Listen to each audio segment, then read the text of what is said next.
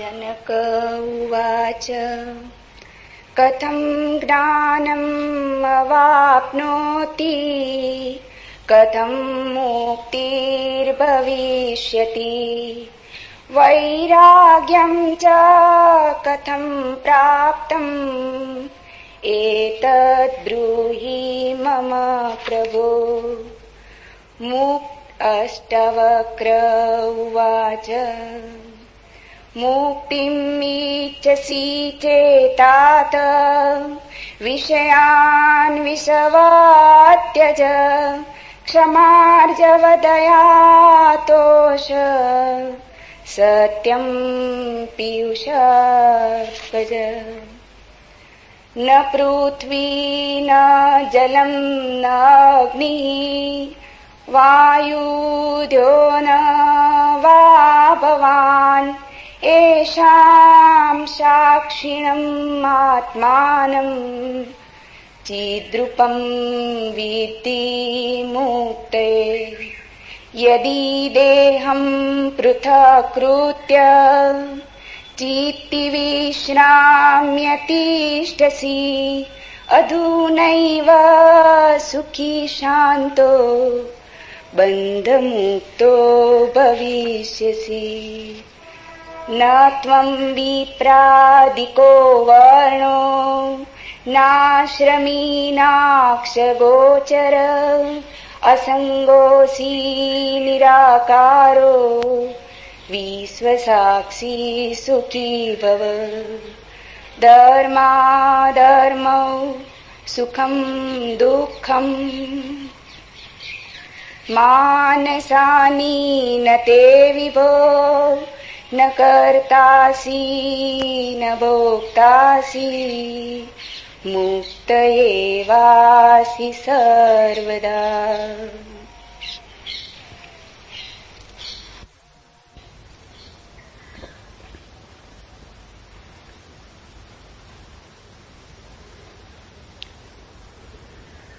एक अनूठी यात्रा पर हम निकलते हैं। मनुष्य जाति के पास बहुत शास्त्र हैं, पर अष्टावक्र गीता जैसा शास्त्र नहीं। वेद फीके हैं, उपनिषद बहुत धीमी आवाज में बोलते हैं। गीता में भी ऐसा गौरव नहीं जैसा अष्टावक्र की संहिता में। कुछ बात ही अनूठी है। सबसे बड़ी बात तो यह है कि न समाज, न राजनीति, न जीवन की किसी और व्यवस्था का कोई प्रभाव अष्टावक्र के वचनों पर है। इतना शुद्ध भावातीत वक्तव्य है, समय और काल से अतीत, दूसरा नहीं। शायद इसीलिए अष्टावक्र की गीता, अष्टावक्र की संहिता का बहुत प्रभाव नहीं पड़ा। कृष्ण की गीता का बहुत प्रभाव पड़ा। पहला कारण, कृष्ण की गीता समन्वय है। सत्य की उतनी चिंता नहीं जितनी समन्वय की चिंता है। समन्वय का आग्रह इतना गहरा है कि अगर सत्य थोड़ा खो भी जाए तो कृष्ण राजी है।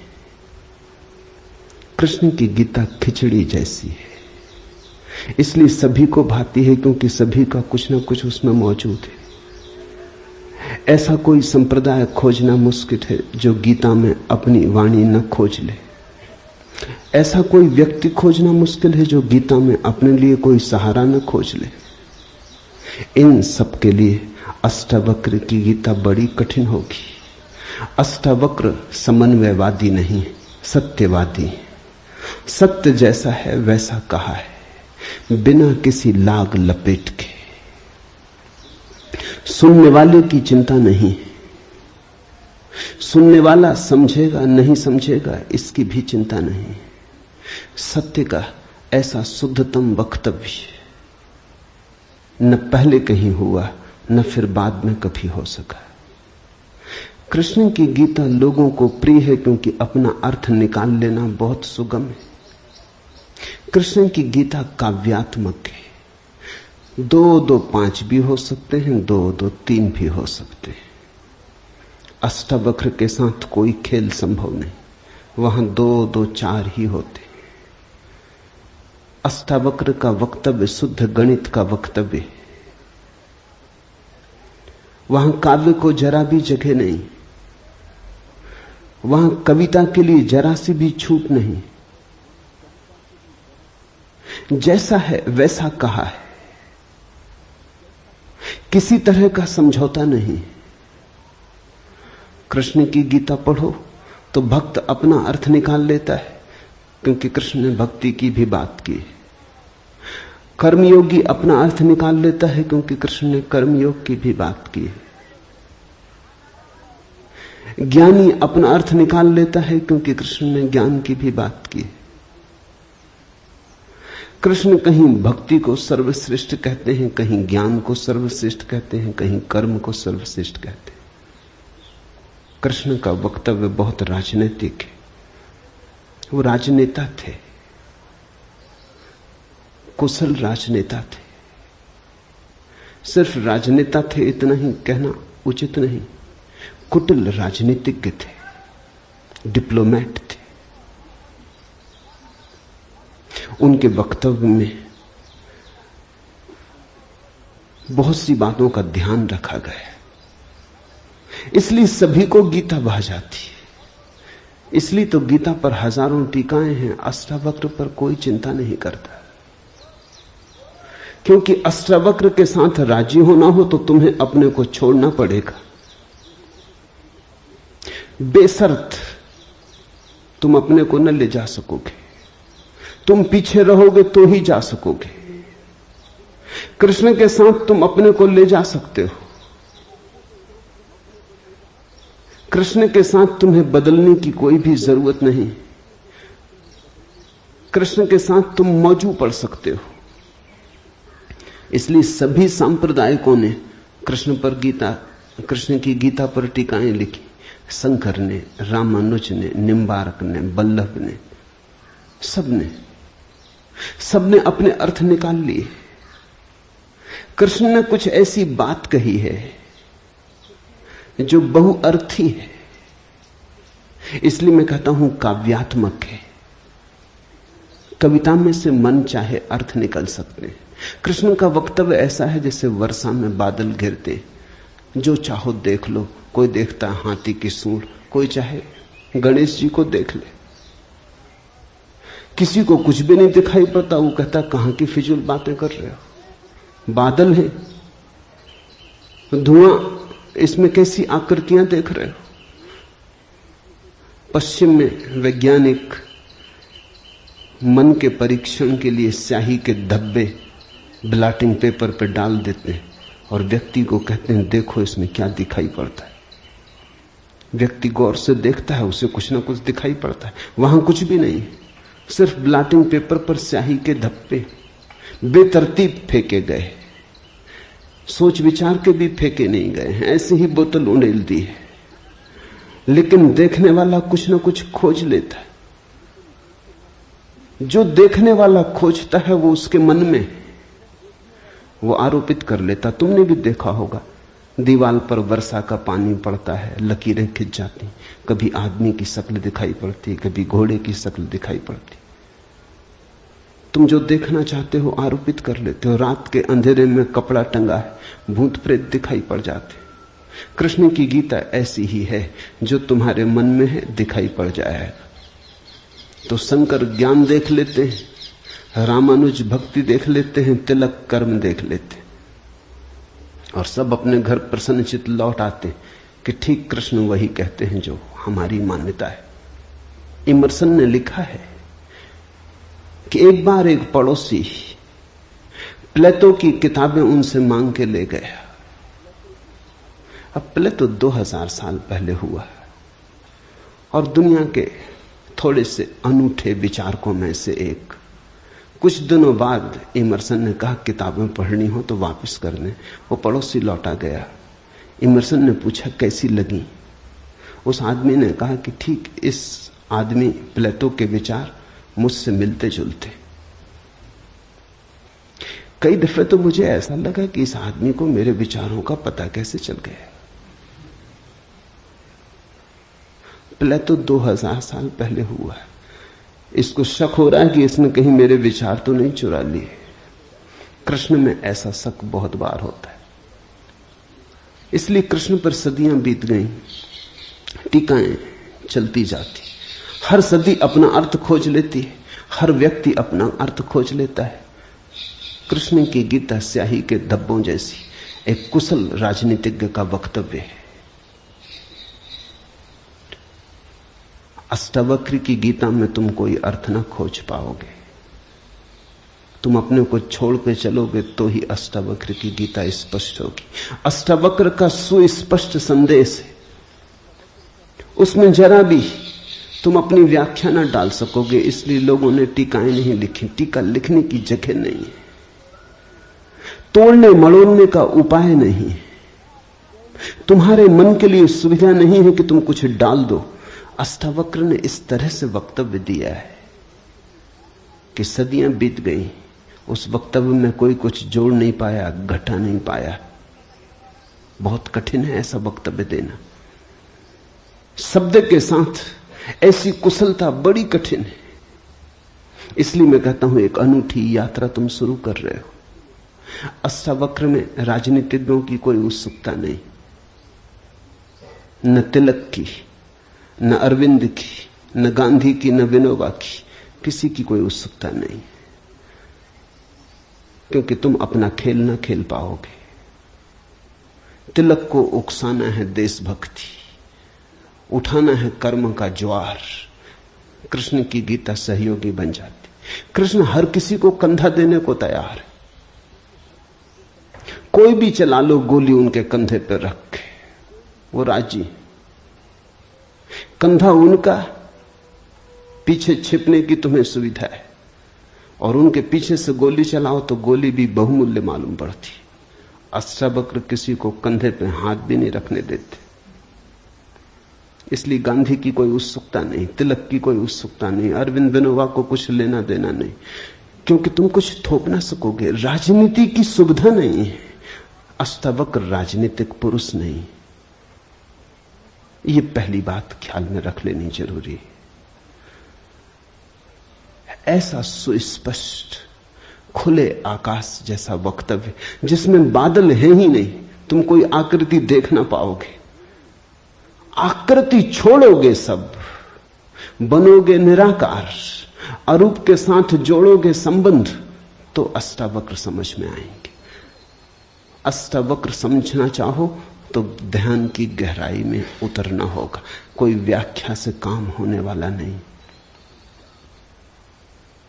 और ध्यान के लिए भी अष्टावक्र नहीं कहते कि तुम बैठ के राम राम जपो। अष्टावक्र कहते हैं तुम कुछ भी करो वो ध्यान ना होगा। करता जहां है वहां ध्यान कैसा? जब तक करना है तब तक भ्रांति है, जब तक करने वाला मौजूद है तब तक अहंकार मौजूद है। अष्टावक्र कहते हैं साक्षी हो जाना है ध्यान। जहां कर्ता छूट जाता तुम सिर्फ देखने वाले रह जाते। दृष्टा मात्र, दृष्टा मात्र हो जाने में ही दर्शन है, दृष्टा मात्र हो जाने में ही ध्यान है, दृष्टा मात्र हो जाने में ही ज्ञान है। इसके पहले कि हम सूत्र में उतरे, अष्टावक्र के संबंध में कुछ बातें समझ लेनी जरूरी है। ज्यादा पता नहीं, क्योंकि न तो वे सामाजिक पुरुष थे न राजनीतिक, तो इतिहास में कोई उल्लेख नहीं है। बस थोड़ी सी घटनाएं ज्ञात हैं, वो भी बड़ी अजीब, भरोसा करने योग्य नहीं, लेकिन समझोगे तो बड़े गहरे अर्थ खुलेंगे। पहली घटना अष्टावक्र पैदा हुए उसके पहले की, पीछे का तो कुछ पता नहीं। गर्भ की घटना, पिता बड़े पंडित, अष्टावक्र मां के गर्भ में, पिता रोज वेद का पाठ करते और अष्टावक्र गर्भ में सुनते। एक दिन अचानक गर्भ से आवाज आती कि रुको भी, ये सब बकवास है। ज्ञान इसमें कुछ भी नहीं, बस शब्दों का संग्रह। शास्त्र में ज्ञान कहां? ज्ञान स्वयं में। शब्द में सत्य कहां? सत्य स्वयं में।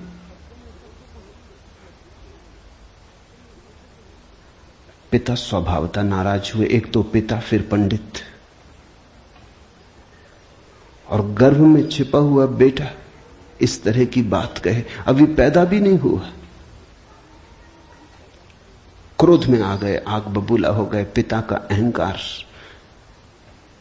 चोट खा गया। फिर पंडित का अहंकार। बड़े पंडित थे, बड़े विवादी थे, शास्त्रार्थी थे। क्रोध में अभिशाप दे दिया कि जब पैदा होगा तो 8 अंगों से टेढ़ा होगा, इसलिए नाम अष्टावक्र। 8 जगह से कुबड़े पैदा हुए, 8 जगह से ऊंट की भांति इर्छे तिरछे। पिता ने क्रोध में शरीर को विक्षत कर दिया। ऐसी और भी कथाएं हैं।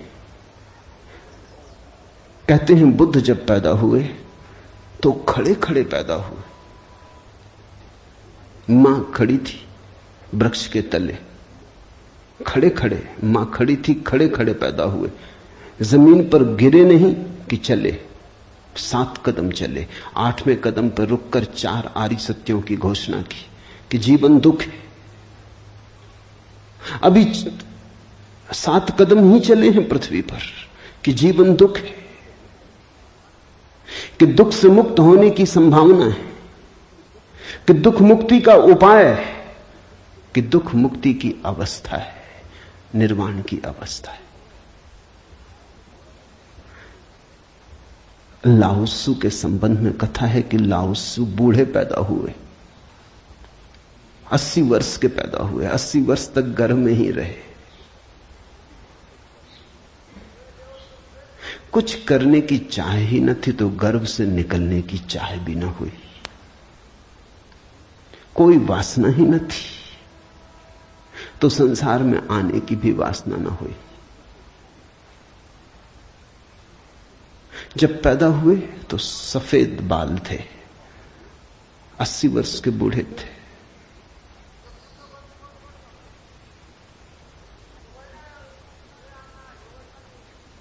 जरथुस्त्र के संबंध में कथा है कि जब जरथुस्त्र पैदा हुए तो पैदा होते से ही खिलखिला के हंसे, मगर इन सबको मात कर दिया अष्टावक्र ने।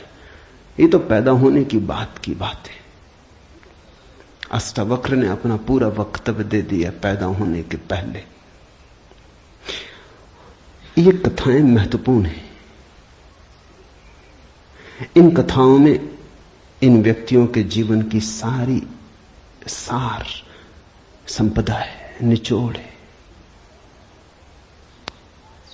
बुद्ध ने जो जीवन भर में कहा उसका निचोड़।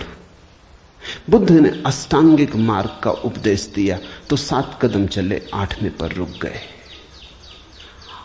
8 अंग हैं कुल। पहुंचने की अंतिम अवस्था है सम्यक समाधि। उस समाधि की अवस्था में ही पता चलता है जीवन के पूरे सत्य का। वो 4 आर्य सत्यों की घोषणा करती।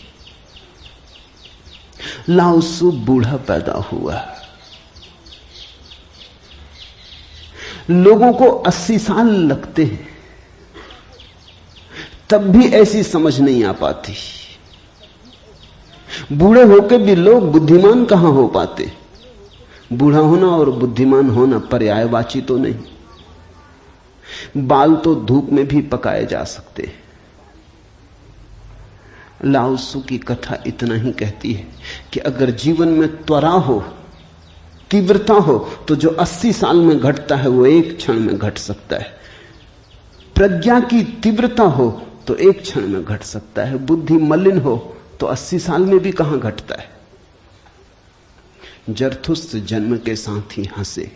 जरथुस्त्र का धर्म अकेला धर्म है दुनिया में जिसको हंसता हुआ धर्म कह सकते। अति पार्थिव पृथ्वी का धर्म है। इसलिए तो पारसी दूसरे धार्मिकों को धार्मिक नहीं मालूम होते, नाचते गाते प्रसन्न। जरथुस्त्र का धर्म हंसता हुआ धर्म है, जीवन के स्वीकार का धर्म है, निषेध नहीं है, त्याग नहीं है। तुमने कोई पारसी साधु देखा? नंग धड़ंग खड़ा हो जाए, छोड़ दे, धूप में खड़ा हो जाए, धूनी रमा के बैठ जाए? नहीं, पारसी धर्म में जीवन को सताने, कष्ट देने की कोई व्यवस्था नहीं। जरथुस्त्र का सारा संदेश यही है कि जब हंसते हुए परमात्मा को पाया जा सकता है तो रोते हुए क्यों पाना। जब नाचते हुए पहुंच सकते हैं उस मंदिर तक तो नाहक कांटे क्यों बोने। जब फूलों के साथ जाना हो सकता है तो ये दुखवाद क्यों। इसलिए ठीक है, प्रतीक ठीक है कि जरथुस्त्र पैदा होते हंसे। इन कथाओं में इतिहास मत खोजना, ऐसा हुआ है ऐसा नहीं है, लेकिन इन कथाओं में एक बड़ा गहरा अर्थ है। तुम्हारे पास एक बीज पड़ा है, जब तुम बीज को देखते हो तो इससे पैदा होने वाले फूल की कोई भी तो खबर नहीं मिलती। ये क्या हो सकता है इसकी भनक भी तो नहीं आती। ये कमल बनेगा, खिलेगा, जल में रहेगा और जल से अछूता रहेगा, सूरज की किरणों पर नाचेगा और सूरज भी ईर्ष्यालु होगा इसके सौंदर्य से, इसकी कोमलता से, इसके अपूर्व गरिमा, इसके प्रसाद से, इसकी सुगंध आकाश में उड़ेगी। ये बीज को देखकर तो पता भी नहीं चलता। बीज को तो देख के इसकी कोई कल्पना भी नहीं कर सकता, अनुमान भी नहीं कर सकता। लेकिन एक दिन ये घटता है तो दो तरह से हम सोच सकते हैं। या तो हम बीज को पकड़ लें जोर से और हम कहें जो बीज में दिखाई नहीं पड़ा वो कमल में भी घट नहीं सकता। ये भ्रम है, ये धोखा है, ये झूठ है। जिनको हम तर्कनिष्ठ कहते हैं, संदेहशील कहते हैं, उनका यही आधार है। वो कहते हैं जो बीज में नहीं दिखाई पड़ा वो फूल में हो नहीं सकता, कहीं भ्रांति हो रही है। इसलिए संदेहशील व्यक्ति बुद्ध को मान नहीं पाता, महावीर को स्वीकार नहीं कर पाता, जीसस को अंगीकार नहीं कर पाता, क्योंकि वो कहते हैं हमने जाना इनको। जीसस अपने गांव में आए, बड़े हैरान हुए, गांव के लोगों ने कोई चिंता ही न की। जीसस का वक्तव्य है कि पैगंबर की अपने गांव में पूजा नहीं होती।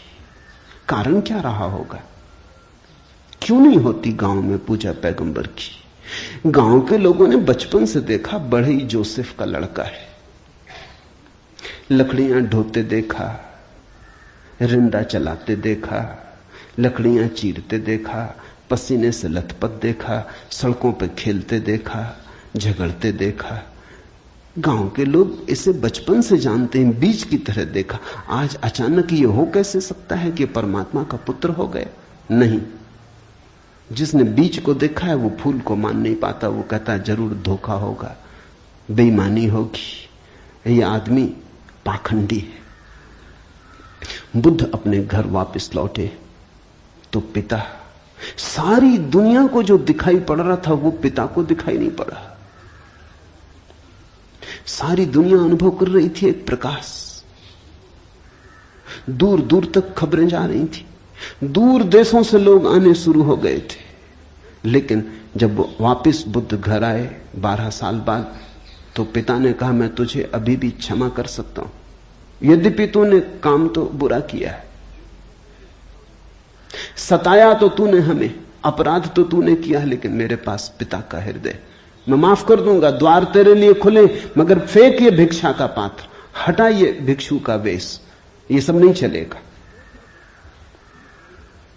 तो वापस लौटा, ये राज्य तेरा है, मैं बूढ़ा हो गया, इसको कौन संभालेगा? हो गया बचपना बहुत, अब बंद करो ये सब खेल। बुद्ध ने कहा, कृपा कर मुझे देखें तो, जो गया था वो वापस नहीं आया है, ये कोई और ही आया है जो आपके घर पैदा हुआ था, वही वापस नहीं आया है, ये कोई और ही आया है, बीज फूल होके आया है। गौर से तो देखो, पिता ने कहा तू मुझे सिखाने चला है। पहले दिन से जब तू पैदा हुआ था तब से तुझे जानता हूं। किसी और को धोखा देना, किसी और को समझा लेना, भ्रम में डाल देना, मुझे तू भ्रम में न डाल पाएगा। मैं फिर कहता हूं, मैं तुझे भली भांति जानता हूं, मुझे कुछ सिखाने को चेष्टा मत कर, क्षमा करने को मैं राजी हूं। बुद्ध ने कहा, आप और मुझे जानते हैं, मैं तो स्वयं को भी नहीं जानता था, अभी अभी किरणें उतरी हैं और स्वयं को जानो। क्षमा करे, लेकिन यह मुझे कहना ही पड़ेगा कि जिसको आपने देखा वो मैं नहीं हूं, और जहां तक आपने देखा वो मैं नहीं हूं। बाहर बाहर आपने देखा, भीतर आपने कहां देखा? मैं आपसे पैदा हुआ हूं, लेकिन आपने मुझे निर्मित नहीं किया। मैं आपसे आया हूं जैसे एक रास्ते से कोई राहगीर आता है, लेकिन रास्ता और राहगीर का क्या लेना देना? कल रास्ता कहने लगे कि मैं तुझे पहचानता हूं, तू मेरे ही से तो होकर आया। ऐसे ही आप कह रहे हैं, आपके पहले भी मैं था, जन्मों जन्मों से मेरी यात्रा चल रही, आपसे गुजरा जरूर, ऐसा मैं औरों से भी गुजरा हूं, और भी मेरे पिता थे, और भी मेरी माताएं थी, लेकिन मेरा होना बड़ा अलग थलग है, कठिन है, बहुत अति कठिन है। अगर बीज देखा तो फूल पे भरोसा नहीं आता।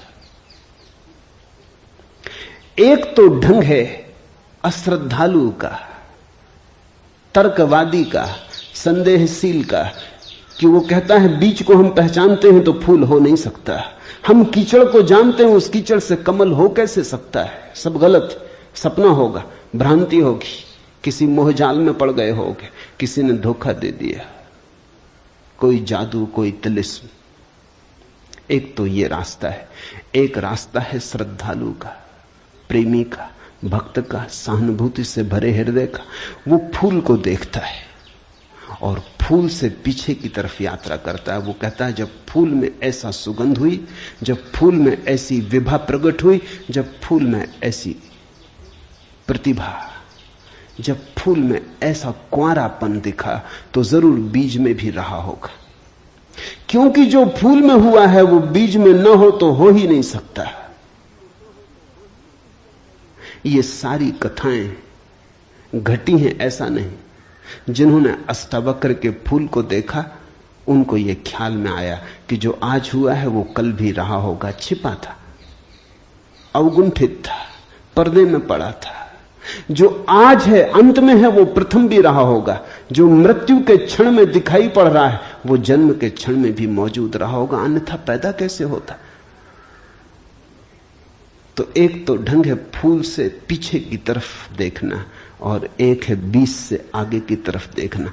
गौर से देखो तो दोनों में सारसूत्र एक ही है, दोनों की आधार भित्ति एक ही है, लेकिन कितना जमीन आसमान का अंतर हो जाता है। जो बीज वाला है वो भी ये कह रहा है कि जो बीज में नहीं है वो फूल में कैसे हो सकता है, ये उसका तर्क है। फूल वाला भी यही कह रहा है, वो कह रहा है जो फूल में है वो बीज में भी होना ही चाहिए। दोनों का तर्क तो एक है, लेकिन दोनों के देखने के ढंग अलग है। बड़ी अड़चन। मुझसे कोई पूछता था कि आपके साथ बचपन में बहुत लोग पढ़े होंगे, स्कूल में, कॉलेज में, वे दिखाई नहीं पड़ते, वे कैसे दिखाई पड़ सकते? उनको बड़ी अड़चन है, वो भरोसा नहीं कर सकते, अति कठिन है उन्हें। कल ही मेरे पास रायपुर से किसी ने एक अखबार भेजा, श्री हरशंकर परसाई ने एक लेख मेरे खिलाफ लिखा है। वो मुझे जानते हैं, कॉलेज के दिनों से जानते हैं, हिंदी के मूर्धन्य व्यंग लेखक के। मेरे मन में उनकी कृतियों का आदर है। लेख में उन्होंने लिखा है कि जबलपुर की हवा में कुछ खराबी है, यहां धोखेबाज और धूर्ती पैदा होते, जैसे रजनीश, महेश योगी, मुंदड़ा, 3 नाम उन्होंने गिनाए। धन्यवाद उनका, कम से कम मेरा नाम नंबर 1 तो गिनाया। इतनी याद तो रखी, एकदम बिसार नहीं दिया, बिल्कुल भूल गए हो ऐसा नहीं। लेकिन अड़चन स्वाभाविक है, सीधी साफ है, मैं उनकी बात समझ सकता हूं। यह असंभव है बीज को देखा तो फूल में भरोसा। फिर जिन्होंने फूल को देखा उन्हें बीज में भरोसा मुश्किल हो जाता है। तो सभी महापुरुषों की जीवन कथाएं 2 ढंग से लिखी जाती हैं। जो उनके विपरीत हैं वो बचपन से यात्रा शुरू करते हैं, जो उनके पक्ष में है वो अंत से यात्रा शुरू करते हैं और बचपन की तरफ जाते हैं। दोनों एक अर्थ में सही है, लेकिन जो बचपन से यात्रा करके अंत की तरफ जाते हैं वो वंचित रह जाते हैं। उनका सही होना उनके लिए आत्मघाती है। जो अंत से यात्रा करते हैं वो पीछे की तरफ जाते हैं, वो धन्यभागी हैं, क्योंकि बहुत कुछ उन्हें अनायास मिल जाता है जो कि पहले तर्कवादियों को नहीं मिल पाता। अब न केवल मैं गलत मालूम होता हूं, मेरे कारण जबलपुर तक की हवा उनको गलत मालूम होती। कुछ भूल हवा पानी में होनी चाहिए। यदि मैं उनको कहना चाहूंगा जबलपुर को कोई हक नहीं है मेरे संबंध में हवा पानी को अच्छा या खराब तय करने का। जबलपुर से मेरा कोई बहुत नाता नहीं है, थोड़े दिन वहां था, महेश योगी भी थोड़े दिन वहां थे, उनका भी कोई नाता नहीं। हम दोनों का नाता किसी और जगह से है। उस जगह के लोग इतने सोए हैं कि उन्हें अभी खबर ही नहीं है। महेश योगी और मेरा जन्म पास ही पास हुआ, दोनों गाडरवाड़ा के आसपास पैदा हुए। उनका जन्म चिचली में हुआ, मेरा जन्म कुचवाड़े में हुआ। अगर हवा पानी खराब है तो वहां का होगा। इसका दुख गाडरवाड़ा को होना चाहिए, कभी होगा, या सुख। जबलपुर को इसमें बीच में आना नहीं चाहिए। लेकिन मन कैसे तर्क रचता है। अब जो अष्टावक्र की कथा को देखेगा वो सुनते से ही कह देगा गलत, असंभव। ये तो कथा जिन्होंने लिखी है उनको भी पता है कि कहीं कोई गर्व से बोलता है। वो तो केवल इतना कह रहे हैं कि जो आखिर में प्रकट हुआ वो गर्भ में मौजूद रहा होगा। जो वाणी आखिर में खिली वो किसी न किसी गहरे तल पर गर्भ में भी मौजूद रही होगी, अन्यथा खिलती कहां से, आती कहां से? सुनने से थोड़ी कुछ आता है, हर चीज के पीछे कारण है। नहीं देख पाए हो हम, लेकिन था तो मौजूद। ये सारी कथाएं इसी का सूचक देती हैं। अष्टावक्र के संबंध में दूसरी बात जो ज्ञात है वो है जब वे 12 वर्ष के थे। बस 2 ही बातें ज्ञात हैं। तीसरी उनकी अष्टावक्र गीता है, या कुछ लोग कहते हैं अष्टावक्र संहिता। जब वे 12 वर्ष के थे तो एक बड़ा विशाल शास्त्रार्थ जनक ने रचा। जनक सम्राट थे और उन्होंने सारे देश के पंडितों को निमंत्रण दिया और उन्होंने 1000 गायें राजमहल के द्वार पर खड़ी कर दी और उन्होंने गायों के सींगों पर सोना मढ़ दिया और हीरे जवाहरात लटका दिए और कहा जो भी विजेता होगा वो इन गांवों को हाँक के ले जाए। बड़ा विवाद हुआ। अष्टावक्र के पिता भी उस विवाद में गए। खबर आई सांझ होते होते कि पिता हार रहे हैं। सबसे तो जीत चुके थे, वंदिन नाम के एक पंडित से हारे जा रहे हैं। ये खबर सुन के अष्टावक्र भी राजमहल पहुंच गया। सभा सजी थी। विवाद अपनी आखिरी चरम अवस्था में था। निर्णायक घड़ी करीब आती थी। पिता के हारने की स्थिति बिल्कुल पूरी तय हो चुकी थी। अब हारे तब हारे की अवस्था थी। अष्टावक्र दरबार में भीतर चला गया। पंडितों ने उसे देखा। महापंडित इकट्ठे थे। उसका 8 अंगों से टेढ़ा मेढ़ा शरीर, वो चलता तो भी देख के लोगों को हंसी आती। उसका चलना भी बड़ा हास्यास्पद था। सारी सभा हंसने लगी। अष्टावक्र भी खिल के हंसा। जनक ने पूछा, और सब हंसते हैं वो तो मैं समझ गया क्यों हंसते, लेकिन बेटे तू क्यों हंसा? अष्टावक्र ने कहा, मैं इसलिए हंस रहा हूं कि इन चम्हारों की सभा में सत्य का निर्णय हो रहा है। बड़ा आदमी अनूठा रहा होगा। ये चम्हार यहां क्या कर रहे हैं? सन्नाटा छा गया। चम्हार? सम्राट ने पूछा, तेरा मतलब? उसने कहा, सीधी सी बात है, इनको चमड़ी ही दिखाई पड़ती है, मैं नहीं दिखाई पड़ता। मुझसे सीधा साधा आदमी खोजना मुश्किल है, वो तो इनको दिखाई ही नहीं पड़ता। इनको आड़ा टेढ़ा शरीर दिखाई पड़ता है। ये चम्हार है, ये चमड़ी के पारखी। राजन, मंदिर के टेढ़े होने से कहीं आकाश टेढ़ा होता है?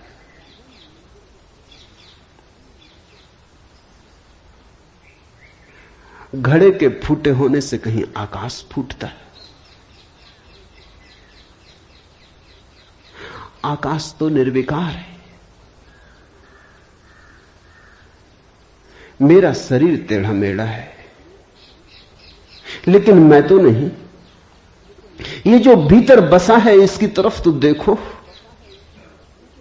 इससे तुम सीधा साधा और कुछ खोज ना सकोगे।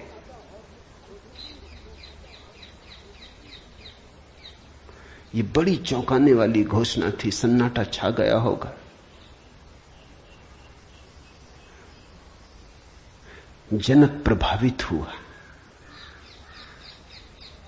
झटका खाया। निश्चित ही कहां चम्हारों की भीड़ इकट्ठी करके बैठा है। खुद पे भी पश्चाताप हुआ, अपराध लगा कि मैं भी हंसा। उस दिन तो कुछ न कहते बना, लेकिन दूसरे दिन सुबह जब सम्राट घूमने निकला था तो राह पर अष्टावक्र दिखाई पड़ा। उतरा, घोड़े से पैरों में गिर पड़ा। सबके सामने तो हिम्मत न जुटा पाया। एक दिन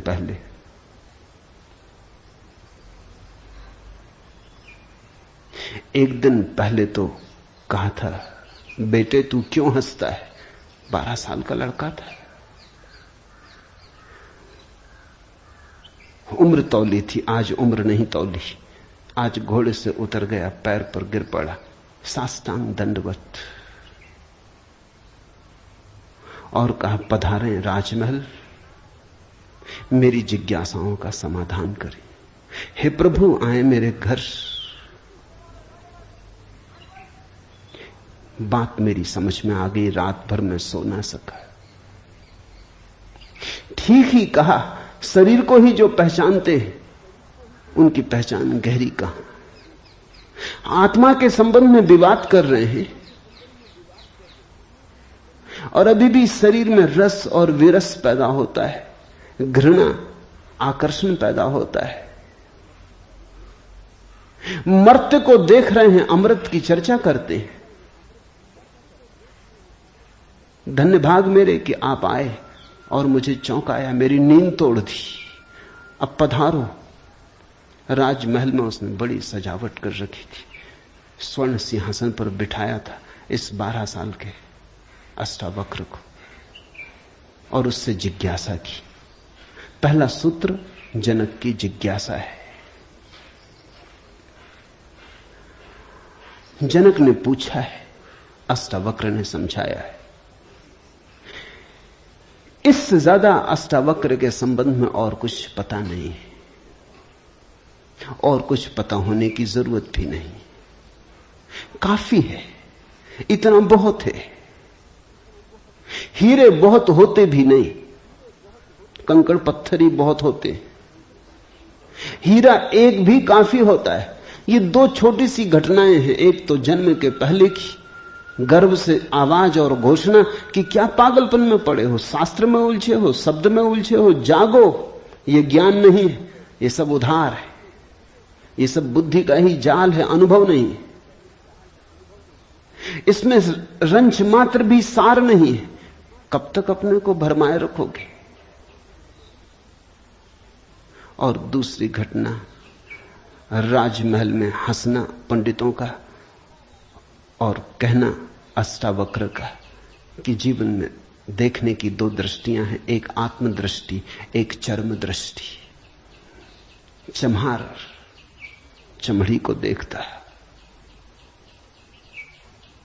प्रज्ञावान आत्मा को देखता है। तुमने गौर किया? चम्हार तुम्हारे चेहरे की तरफ देखते नहीं, वो जूते को ही देखता। असल में चम्हार जूते को देख के सब पहचान लेता तुम्हारे संबंध में कि आर्थिक हालत कैसी है, सफलता मिल रही कि विफलता मिल रही, भाग्य कैसा चल रहा, वो सब जूते में लिखा है। जूते की सिलवटें कह देती, जूते की दशा कह देती, जूते में तुम्हारी आत्मकथा लिखी। चम्हार पढ़ लेता। जूते में चमक, जूते का ताजा और नया होना चम्हार तुमसे प्रसन्नता से मिलता है। जूता ही उसके लिए तुम्हारी आत्मा का सबूत है। दर्जी कपड़े देखता है, तुम्हारा कोट कपड़ा देख के समझ लेता हालत कैसी। सबकी अपनी बंधी हुई दृष्टियां हैं। सिर्फ आत्मवान ही आत्मा को देखता है, उसकी कोई दृष्टि नहीं है, उसके पास दर्शन है। एक छोटी घटना और जो अष्टावक्र के जीवन से संबंधित नहीं, रामकृष्ण और विवेकानंद के जीवन से संबंधित है, लेकिन अष्टावक्र से उसका जोड़ है। फिर हम सूत्रों में प्रवेश करें। विवेकानंद रामकृष्ण के पास आए तब उनका नाम नरेंद्रनाथ था। विवेकानंद तो बाद में रामकृष्ण ने उनको पुकारा। जब आए रामकृष्ण के पास तो अति विवादी थे, नास्तिक थे, तर्कवादी थे, हर चीज के लिए प्रमाण चाहते थे। कुछ चीजें हैं जिनके लिए कोई प्रमाण नहीं, मजबूरी है। परमात्मा के लिए कोई प्रमाण नहीं है और प्रमाण नहीं। प्रेम के लिए कोई प्रमाण नहीं है और प्रमाण नहीं। सौंदर्य के लिए कोई प्रमाण नहीं है और प्रमाण नहीं है। अगर मैं कहूं देखो ये खजूरेना के वृक्ष कैसे सुंदर, और तुम कहो हमें तो कोई सौंदर्य दिखाई नहीं पड़ता, वृक्ष जैसे वृक्ष, सिद्ध करें मुश्किल हो जाएगी। कैसे सिद्ध करें कि सुंदर है? सुंदर होने के लिए सौंदर्य की परख चाहिए और तो कोई उपाय नहीं। आंख चाहिए और तो कोई उपाय नहीं। कहते हैं मजनू ने कहा कि लैला को जानना हो तो मजनू की आंख चाहिए। ठीक कहा। लैला को देखने का और कोई उपाय ही नहीं। मजनू को बुलाया था उसके गांव के राजा ने और कहा था तू पागल है, मैं तेरी लैला को जानता हूं, साधारण सी लड़की है, काली कलूटी, कुछ खास नहीं, तुझ पे मुझे दया आती। ये मेरे राजमहल की 12 लड़कियां खड़ी, ये इस देश की सुंदरतम स्त्रियां, इनमें से तू कोई भी चुन ले, ये तुझे रोते देख के मेरा भी प्राण रोता है। उसने देखा और उसने कहा इनमें तो लैला कोई भी नहीं।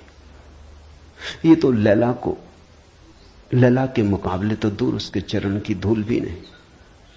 सम्राट कहने लगा मजनू तू पागल है। मजनू ने कहा यह हो सकता है, लेकिन एक बात आपसे कहना चाहता हूं, लैला को देखना हो तो मजनू की आंख चाहिए।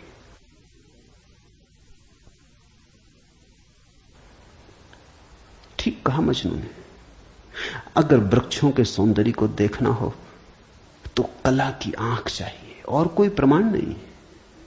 अगर किसी के प्रेम को पहचानना हो तो प्रेमी का हृदय चाहिए और कोई प्रमाण नहीं। और परमात्मा तो इस जगत के सारे सौंदर्य और सारे प्रेम और सारे सत्य का इकट्ठा नाम है। उसके लिए तो ऐसा निर्विकार चित्त चाहिए, ऐसा साक्षी भाव चाहिए जहां कोई शब्द न रह जाए, कोई विचार न रह जाए, कोई तरंग न उठे, वहां कोई धूल न रह जाए। मन की और चित्त का दर्पण परिपूर्ण शुद्ध हो। प्रमाण कहां? रामकृष्ण से विवेकानंद ने कहा प्रमाण चाहिए। है परमात्मा तो प्रमाण थे। और विवेकानंद को देखा रामकृष्ण ने। बड़ी थी संभावना इस युवक की, बड़ी थी यात्रा इसके भविष्य की, बहुत कुछ होने को पड़ा था इसके भीतर, बड़ा खजाना था, उससे ये अपरिचित है। रामकृष्ण ने देखा, इस युवक के पिछले जन्मों में झांका। ये बड़ी संपदा, बड़े पुण्य की संपदा लेकर आ रहा है। ये ऐसे ही तर्क में दबा न रह जाए। कराह उठा होगा पीड़ा और करुणा से रामकृष्ण का हृदय। उन्होंने कहा छोड़, प्रमाण वगैरह बाद में सोच लेंगे। मैं जरा बूढ़ा हुआ, मुझे पढ़ने में अड़चन होती, तू अभी जवान, तेरी आंख अभी तेज, ये किताब पढ़ी, इसे तू पढ़। वो थी अष्टावक्र गीता, जरा मुझे सुनाते। कहते हैं विवेकानंद को इसमें तो कुछ अड़चन न मालूम पड़ी। यह आदमी कुछ ऐसी तो कोई खास बात नहीं मांग रहा है। 2-4 सूत्र पढ़े और एक घबराहट और रोआ रोआ कपने लगा। और विवेकानंद ने कहा मुझसे नहीं पढ़ा जाता। रामकृष्ण ने कहा पढ़ भी, इसमें हर्ज क्या है, तेरा क्या बिगाड़ लेगी ये किताब, तू जवान है अभी, तेरी आंख अभी ताजी, और मैं बूढ़ा हुआ, मुझे पढ़ने में दिक्कत होती, और ये किताब मुझे पढ़नी तो तू पढ़ के सुना दे। कहते हैं उस किताब को सुनाते सुनाते ही विवेकानंद डूब गए। रामकृष्ण ने देखा इस व्यक्ति के भीतर बड़ी संभावना है, बड़ी शुद्ध संभावना है, जैसी एक बोधिसत्व की होती, जो कभी न कभी बुद्ध होना जिसका निर्णीत है। आज नहीं कल भटके कितना ही, बुद्धत्व जिसके पास चला आ रहा है। क्यों अष्टावक्र की गीता रामकृष्ण ने कही कि तू पढ़ के मुझे सुना दे? क्योंकि इससे ज्यादा शुद्धतम वक्तव्य और कोई नहीं। ये शब्द भी अगर तुम्हारे भीतर पहुंच जाएं तो तुम्हारी सोई हुई आत्मा को जगाने लगेंगे। ये शब्द तुम्हें तरंगायित करेंगे, ये शब्द तुम्हें आह्लादित करेंगे, ये शब्द तुम्हें झकझोरेंगे। इन शब्दों के साथ क्रांति घटित हो सकती। अष्टावक्र की गीता को मैंने यूं ही नहीं चुना है और जल्दी नहीं चुना, बहुत देर करके चुना है, सोच विचार के। दिन थे जब मैं कृष्ण की गीता पर बोला, क्योंकि भीड़ भाड़ मेरे पास थी। भीड़ भाड़ के लिए अष्टावक्र गीता का कोई अर्थ न था। बड़ी चेष्टा करके भीड़ भाड़ से छुटकारा पाया है। अब तो थोड़े से विवेकानंद यहां हैं, अब तो उनसे बात करनी है जिनकी बड़ी संभावना है। उन थोड़े से लोगों के साथ मेहनत करनी है जिनके साथ मेहनत का परिणाम हो सकता है।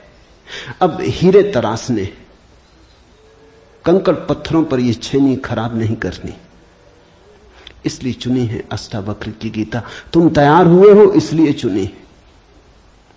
पहला सूत्र, जनक ने कहा, हे प्रभु, पुरुष ज्ञान को कैसे प्राप्त होता है और मुक्ति कैसे होगी और वैराग्य कैसे प्राप्त होगा, यह मुझे कहिए।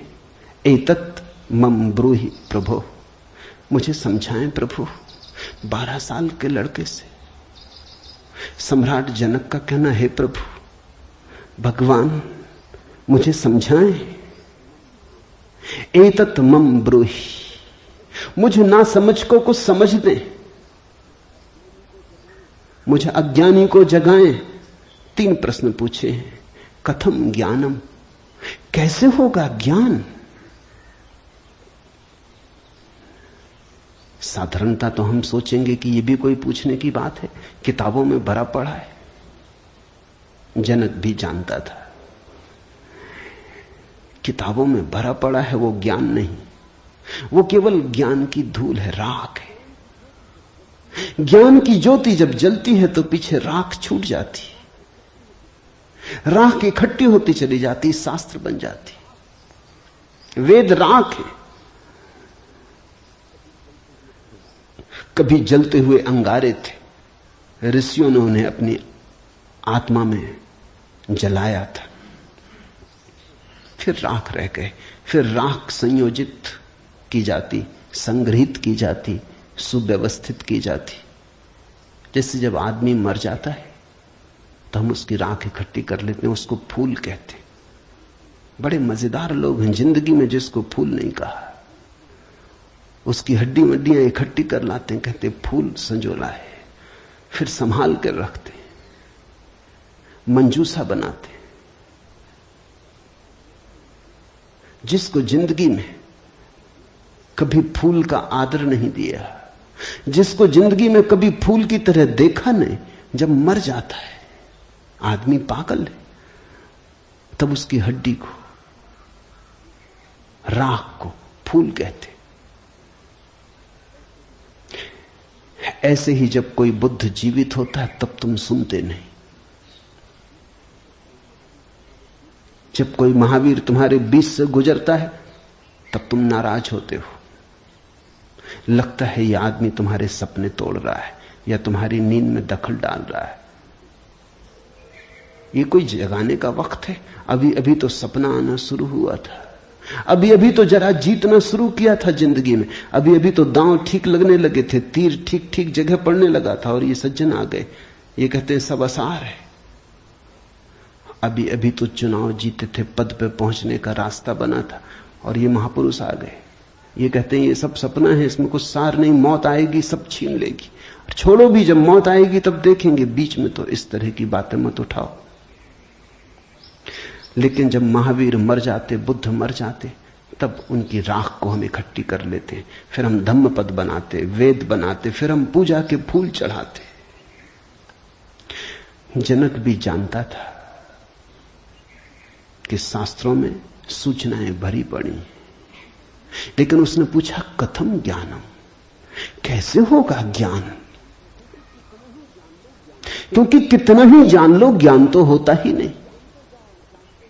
जानते जाओ, शास्त्र कंठस्थ कर लो, तोते बन जाओ, एक एक सूत्र याद हो जाए, पूरे वेद स्मृति में छप जाएं, फिर भी ज्ञान तो होता नहीं।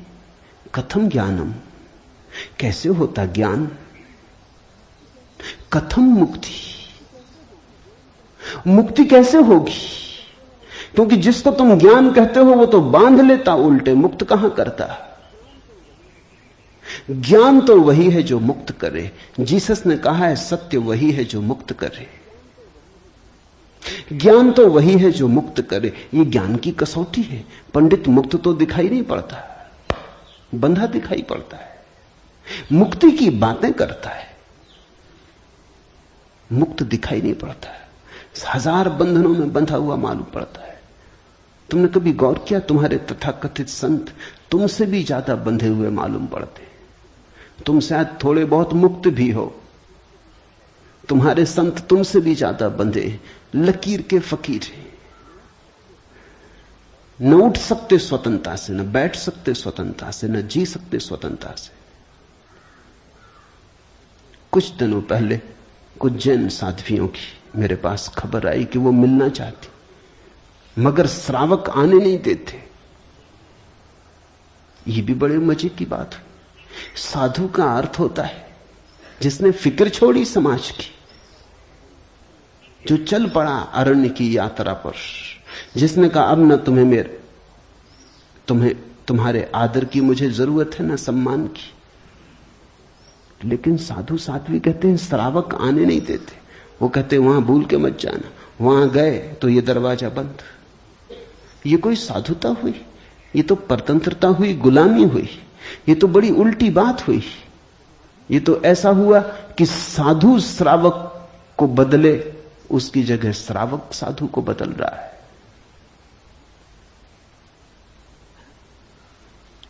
एक मित्र ने आके मुझे कहा, एक जैन साध्वी आपकी किताबें पढ़ती लेकिन चोरी से। टेप भी सुनना चाहती लेकिन चोरी से। और अगर कभी किसी के सामने आपका नाम भी ले दो तो वो इस तरह हो जाती जैसे उसने कभी आपका नाम सुना ही नहीं। ये मुक्ति हुई। जनक ने पूछा कथम मुक्ति, कैसे होती मुक्ति, क्या है मुक्ति? उस ज्ञान को मुझे समझाएं जो मुक्त कर देता है। स्वतंत्रता मनुष्य की सबसे महत्वपूर्ण आकांक्षा है। सब पालो लेकिन गुलामी अगर रही तो छिदती है। सब मिल जाए, स्वतंत्रता ना मिले तो कुछ भी नहीं मिला। मनुष्य चाहता है खुला आकाश, कोई सीमा ना हो। वो मनुष्य की अंतरतम निगूढ़तम आकांक्षा है, जहां कोई सीमा ना हो, कोई बाधा ना हो। इसी को परमात्मा होने की आकांक्षा कहो, मोक्ष की आकांक्षा कहो। हमने ठीक शब्द चुना है, मोक्ष। दुनिया की किसी भाषा में ऐसा प्यारा शब्द नहीं। स्वर्ग, फिरदौस, इस तरह के शब्द हैं, लेकिन उन शब्दों में मोक्ष की कोई धुन नहीं है। मोक्ष का संगीत ही अनूठा है। उसका अर्थ ही केवल इतना है, ऐसी परम स्वतंत्रता जिस पर कोई बाधा नहीं है। स्वतंत्रता इतनी शुद्ध कि जिस पे कोई सीमा नहीं। पूछा जनक ने कैसे होगी मुक्ति और कैसे होगा वैराग्य? हे प्रभु मुझे समझाकर कहिए। अष्टावक्र ने गौर से देखा होगा जनक की तरफ, क्योंकि गुरु के लिए वही पहला काम है कि जब कोई जिज्ञासा करे तो वो गौर से देखे जिज्ञासा किस स्रोत से आती, पूछने वाले ने क्यों पूछा है। उत्तर तो तभी सार्थक हो सकता है जब प्रश्न क्यों किया गया है वो समझ में आ जाए, वो साफ हो जाए। ध्यान रखना, सद्ज्ञान को उपलब्ध व्यक्ति सद्गुरु तुम्हारे प्रश्न का उत्तर नहीं देता, तुम्हें उत्तर देता है। तुम क्या पूछते हो इसकी फिक्र कम है, तुमने क्यों पूछा है, तुम्हारे पूछने के पीछे अंतर चेतन में छिपा हुआ जाल क्या है, तुम्हारे प्रश्नों की आड़ में वस्तुतः कौन सी आकांक्षा छिपी है।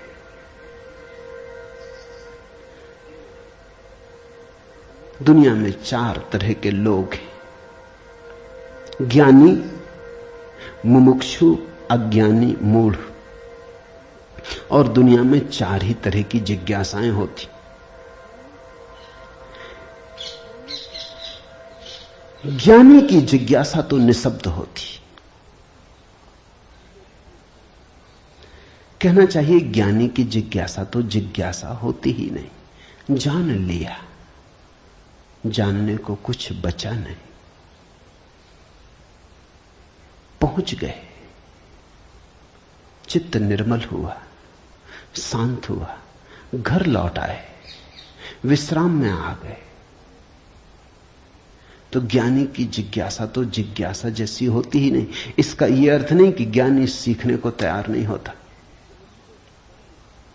ज्ञानी तो सरल छोटे बच्चे की भांति हो जाता है, सदा तत्पर सीखने को।